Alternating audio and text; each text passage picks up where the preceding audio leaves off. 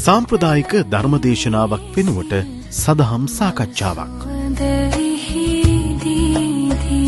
මහා ඉඩකඩක ගෙවෙන සිත නිවෙන හෝරා කිහිපයක්. සදහම් සාකච්ඡාවක අත්දැකීම සජීවීව විඳගැනීමේ පින්බර අවස්ථාවක්.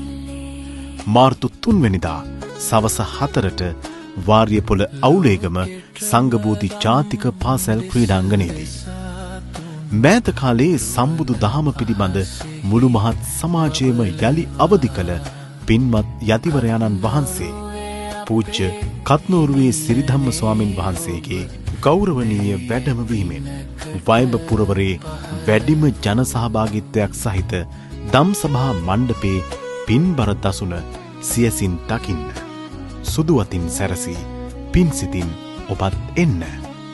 මාර්තු 3 වෙනිදා අඟහරුවාදා සවස 4ට වාරියපොළ අවුලේගම සංඝබෝධි ජාතික පාසල් ක්‍රීඩාංගණයේදී